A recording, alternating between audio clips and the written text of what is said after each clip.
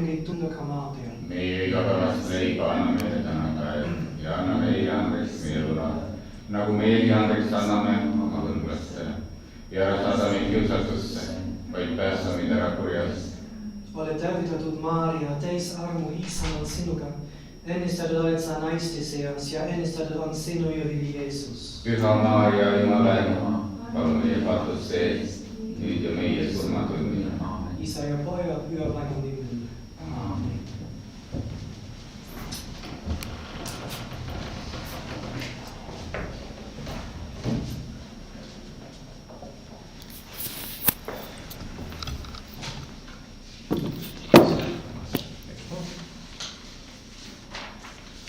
Big number at Mass, a small number at the Catechism.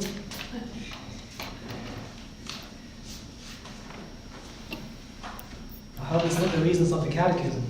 I hope that it's not too boring, the topic that we have right now, the syllabus of Pope Pius IX. Yes. But I'm afraid, well, of course, as I said, it's possible that it gets boring for some, since it is basically a list of errors condemned by the Church. So it may be a little bit dry. That's true. But on the other hand, it's an important document in times of liberalism, especially because this encyclical, this syllabus, is against liberalism and the consequences of liberalism. So today we come into the errors concerning the Church and her rights. Liberal errors concerning the Church, Mother Church, and her rights. So, some of those points are really very up to date. They're also on. But we'll see this. So, the first error condemned by the Pope in 1854 is that the Church is not a true and perfect society, entirely free, nor is she endowed with proper and perpetual rights of her own. The Church has no own rights conferred upon her by her divine founder, but it belongs to the civil power to define what are the rights of the Church. It belongs to the civil power to define what are the rights of the Church and the limits within which she may exercise those rights. That means the Church herself has no rights. Any right that she has comes from the government. And we have a tendency like this in modern days. We've seen this in the Corona crisis. We've seen governments putting restrictions on churches, on the Church, on the right of the people to go to Mass and things like that. So there's always, whenever there is a liberal government, there's usually the attempt to take away rights from the Church. It's usual, it's a normal thing. It's in the nature of liberalism to do that.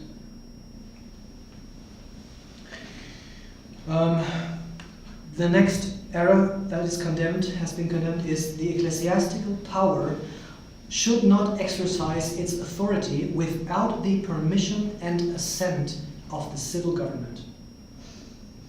Liberal error. So the Pope or the Bishop must ask the President or the Mayor of the city or whatever if he can do this or that. This is a liberal error. A wish and dream of liberals, but an error.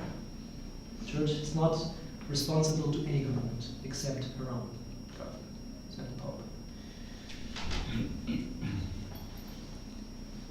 The Church has not, next error, the Church has not the power of defining dogmatically that the religion of the Catholic Church is the only true religion. So, that's actually heretic. It's heresy. But so that liberals they need to have their liberal state. They need a multitude of religions. It's not possible that one of them says we are the only one. Cannot be. But unfortunately, that's the truth about the Catholic Church and the dogma of the Catholic Church. So, of course, there is a conflict between liberals and the Catholic Church on that too. And that was an important point in the Second Vatican Council too. Liberals said, we don't have to stress this all the time. We don't have to say that all the time. Let's look at the good aspects, qualities of the other religions too, and then let's all be friends. Liberal thing. They cannot say, no, it's not true. That would be too obvious. That would be heretic. it's not true that this dogma, but they say, let's not talk about it. That's Novus Ordo mentality. Let's not talk about it. It's not directly against, it's not directly heretic. It just doesn't talk about it. Okay? And this is expressed in the Holy, in the Mass, in the Novus Ordo Mass, by just leaving out all sorts of rites that are contained in the Old Mass that are specifically Catholic. You don't deny them, you just leave them out. That's liberalism. You just don't talk about it. Catholic liberalism. So it goes along with this mentality. Next error. The obligation by which Catholic teachers and authors are strictly bound is confined to those things only which are proposed to universal belief as dogmas of faith by the infallible judgment of the Church. So, this means, it's also a liberal error, everything that's not a dogma, forget it. It's exaggerating. Of course it's true that everything that's not a dogma can possibly contain an error, but usually doesn't in the traditional magisterium, because the Holy Ghost aids the Pope, the magisterium, also in minor acts of the magisterium. But it's a liberal thing to say everything that's not a dogma is not interesting for us. Is open to discussion. That's typical liberal, and that's wrong. That's condemned. We owe obedience even to the minor doctrinal acts of the magisterium that are not exactly a dogma.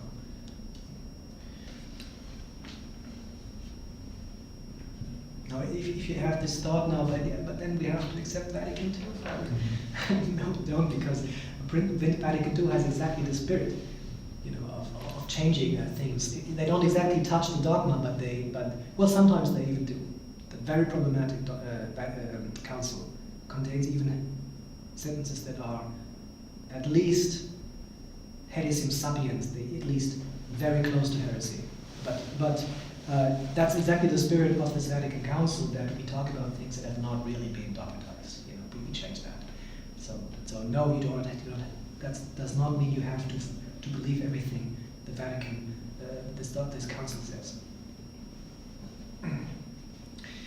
Next error. Roman pontiffs and ecumenical councils have wandered outside the limits of their powers, have usurped the rights of princes, and have even erred in defining matters of faith and morals. So this says now, many councils in the past have violated the rights of governments, of civil governments, and even the dogmatic decisions by those councils are subject to error. This is a heresy. This is a clear heresy. From the liberal side, because especially the First Vatican Council was such a scandal for the liberal governments, with the infallibility of the Pope, for example, that even, it was so bad for them that they made an artificial war between Germany and France to stop this council. So this war between Germany and France happened exactly to stop the First Vatican Council because of those very dangerous dogmas that were being pronounced. We see that it's a war going. It's a true war between the traditional faith and liberalism. Next error. The Church has not the power of using force, nor has she any temporal power, direct or indirect. So the Church is only spiritual, has only spiritual power. Okay? In other words, in the Middle Ages, when the Pope still had land, still were like monarchs, that was unjust. That's what, with this argument, they took away the patrimonium petri from the Pope in Italy. The huge realm of the Pope, they took it away. They stole it, the revolutionaries stole it from the Pope with this argument, because you are a religious Pope, you're not a king, so this does not belong to you, it belongs to us. And they stole it away, and the truth is that the Church it's not her first task, but she has the right she has the right to make use or to exert secular power, civil power. It's okay for the Pope to have land. It's okay for the Vatican, for the Pope to have a part of Italy. It was okay.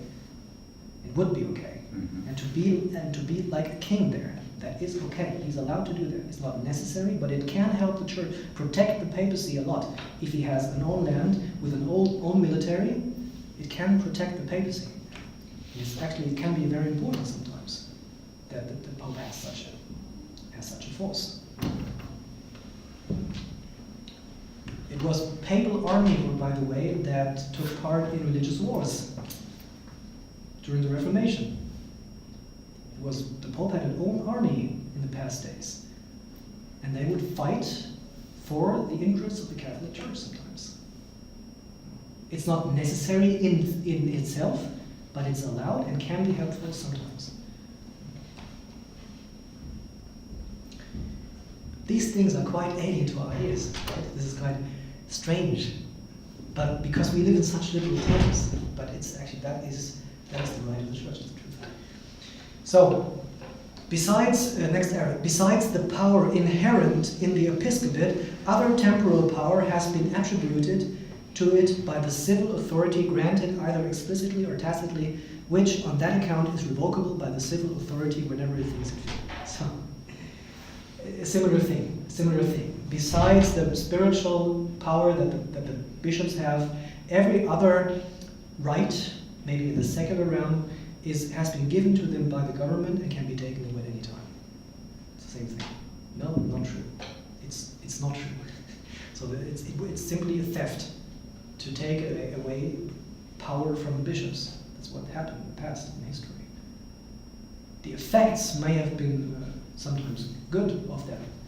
The indirect effects of that popes and bishops had less power, could concentrate better, and must concentrate more on the spiritual matters. But the thing itself, to take it away from them, was a theft.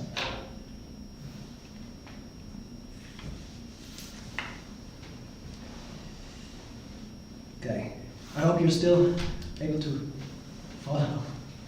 It's doctrinal formulations, sometimes a little dry. It has to be very exact in order to make clear what they want, what the Pope wants to say. It has to be very exact, and it makes it sometimes a legal language.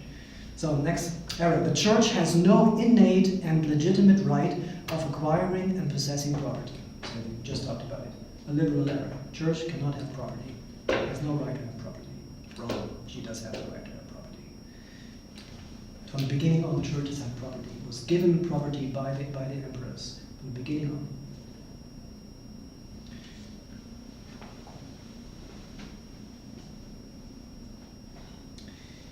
The sacred ministers of the Church and the Roman Pontiff are to be absolutely excluded from every charge and dominion over temporal affairs. Similar error, we just talked about it, not true. Next error, it is not lawful for bishops to publish even letters apostolic without the permission of the government. Very liberal error. And it happened especially during the French Revolution in several countries when the princes tried wanted to give their placet on any document that came from Rome to the faithful of their countries. And they said, if we don't agree, then it's null and invalid. So it's a usurping of ecclesiastic power by the government.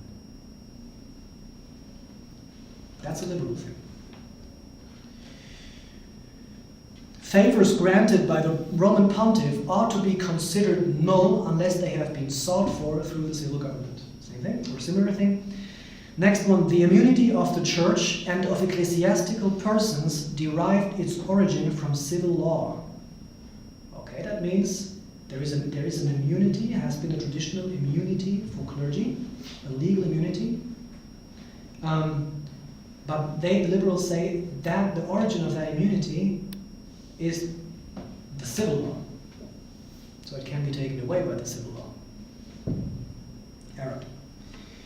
The ecclesiastical forum or tribunal for the temporal causes, whether civil or criminal, or of clerics, ought by all means to be abolished, even without consulting it against the protest of the Holy See. That means, in tradition, from their very early times, in accord with the emperors and kings, the Church has had her own courts, her own jurisdiction. When a priest committed a crime, he was not given to the civil law, here handed over, but to the ecclesiastic court and judged. That is an ancient right of the Catholic Church. It's not done today anymore, or not very often, but it's actually a right of the Church. The Church is allowed to have her own jurisdiction. Does the Church did Church have their own jails for criminals, priests? As far as I know, what they did when they condemned a priest, they would send him to some monastery for the rest of his life. That is not ideal solution, but for killing also. But you know, in the Middle Ages, the world was full of monasteries. There were so many religious people, so it didn't really matter if it was so many. You know, today we pray for one and another vocation, but in the Middle Ages there were even too many people who would go there if they didn't know what to do with their lives. They would try to go to a monastery. You know, sometimes it was a little bit extreme sometimes even. That's why we had, in later days, great problems with the quality of monasteries. Because there were times when religious people in monasteries did not at all have the interest to be good religious people, but it was about this, and about a good life. Danger too, okay? But, what? What? This play was a yeah. So it's a list. From the past culture, I don't know what you're talking about. Yeah, but what is important that you know that the Church has the right to have an own jurisdiction independent of the civil jurisdiction. Independent. Because it is a perfect society, as is the government, as is the state. It doesn't need the state to achieve her own goal. It has the right to have an own jurisdiction.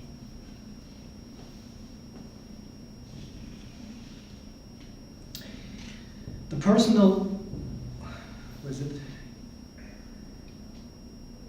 personal immunity by which clerics are exonerated from military conscription and service in the army may be abolished without violation either of natural right or equity. Its abolition is called for by civil progress, especially in a society framed on the model of a liberal government. That means priests must go to war, basically. That's what the liberals say. If you're a priest, and there's a war, then you must, and then the government can call you to arms. That's not true. It's not true. Religious people and priests do not have to go to war. But they, well, not with arms, but they go to war as priests. And that's very important. But they do not take arms. They do not shoot, kill people. But the liberal governments, they will sometimes do this. I just remembered one example, Padre Pius, for example. He was, as a priest, he was called to the war by the liberal Italian government. He had to serve in the war. And he suffered endlessly from that. It was a great cross for him.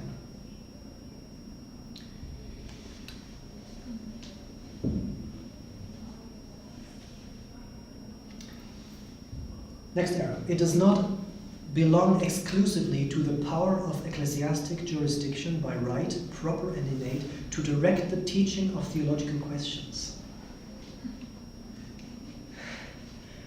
So let's say there's a Catholic university, or there's a university, and there are Catholic teachers, and then the liberals say, well, Pope, it's not your task to interfere with the teaching of those professors. And that's exactly what we see today. Exactly that. Today we have universities where there are heretic teachers without end. I remember in my university in Mainz, there was a Catholic faculty with a bunch of Catholic professors, and friends told me who studied theology, they said of all those professors, many, they only knew one who was not a heretic. And the Pope did nothing. No interference. The bishop did nothing. Nothing. They didn't do.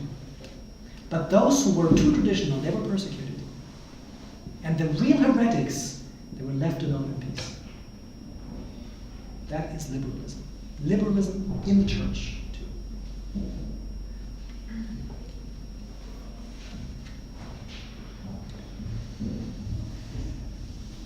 What a self-contradiction too. They leave liberty to the heretics, but they do not give that liberty to the Orthodox. I mean, the Orthodox in the sense of those who have the right faith, the true faith. That's hypocrisy. The teaching of those who compare the sovereign pontiff to a prince, free and acting in the universal church, is a doctrine which prevailed in the Middle Ages. Okay? So they say, well, yeah, one day the Pope was like a king, but that's long past and it's over and it's not necessary. So it's cutting away power from the Pope.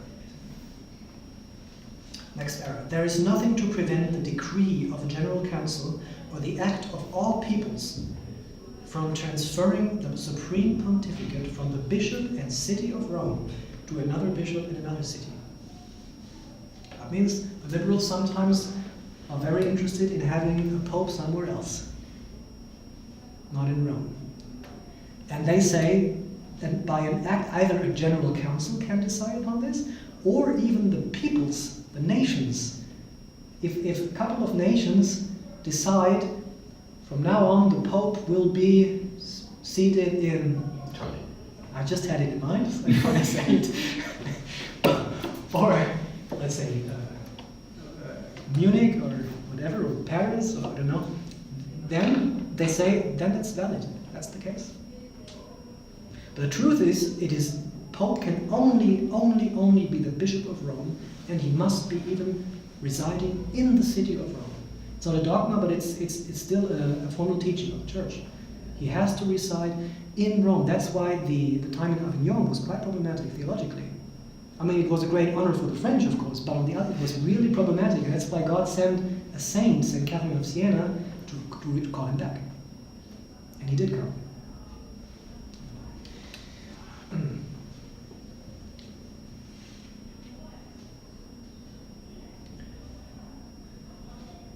Yeah. Well, but nothing against the French. Pope, Emperor Barbarossa did a similar thing when he ridiculously, I mean, this was a great emperor, but he ridiculously created a pope. He made a schism. It was some Pope Fabian or something that had no followers, only the emperor. It was so ridiculous. What a shame for the empire. But it happened too. So sometimes, even not liberal governments are interested to have their own pope. It's very interesting. Very interesting thing to have your own pope. And you have all the Catholics in that region. You have for yourself. You're the boss then. Yes.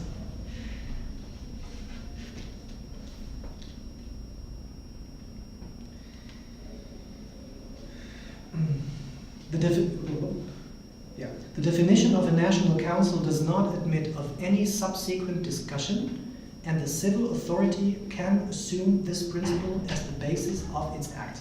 So, a national council, if I understand it right, it's a political council. The decisions of that are infallible, like dogmas. You cannot discuss them anymore. See? Transferring of even doctrinal power from the church to the government, to the state. What we decide is a dogma, and if you discuss about it, if you do not believe in it, accept it, then we can punish you. So this goes beyond just any law. Of course, if you break an ordinary law, you can be punished. That's normal. But any decision of a liberal government is treated like a dogma. That is the idea. Any decision. So if they say today, sorry I'm mentioning this, if they say today, everybody must get vaccinated, because we've decided it, the parliament has decided it, then you get punished if you say no. That's typical liberalism. It's typical liberalism. And in Germany and Austria today, there is a mandatory vaccination. Today. What? I didn't catch it? In February. Oh yeah, you're right. It's been decided. Yeah, it's been decided. So, and already announced. Thank you. Well, Yes, we should pray a lot. It's still the Pope. Yeah, it's and it's already been announced that you get punished with severe fines. And in Germany, I just read it. I hope this is reliable information. Already 15 people were sent to a camp who denied vaccination. So they are making basically concentration camps for vaccination deniers.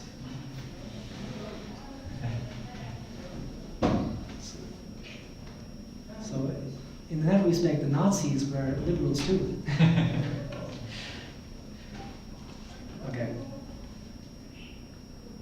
Because the government has decided it. So it's not about this, not to be discussed any longer. It's a dogma. It's to be considered good. It is called legal positivism. That's exactly what it is. A legal, as soon as there is a law, it's infallible and good.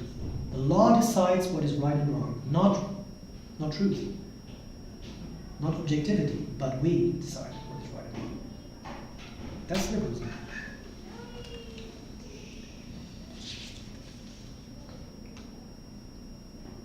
National churches, withdrawn from the authority of the Roman pontiff and altogether separated, can be established.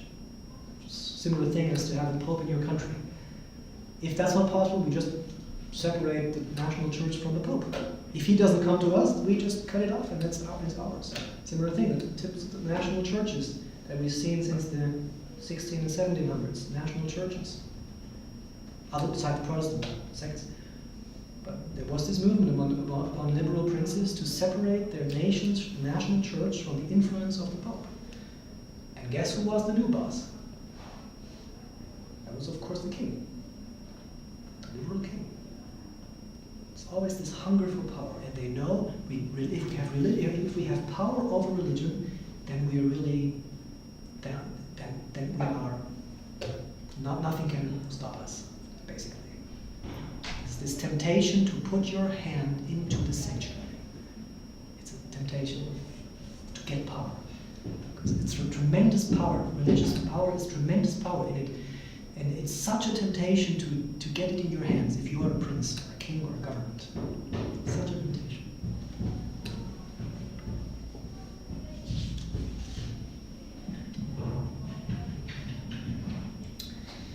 The last one, and then you're free. The last one is the Roman pontiffs, the popes, have, by their too arbitrary conduct, contributed to the division of the church into Eastern and Western.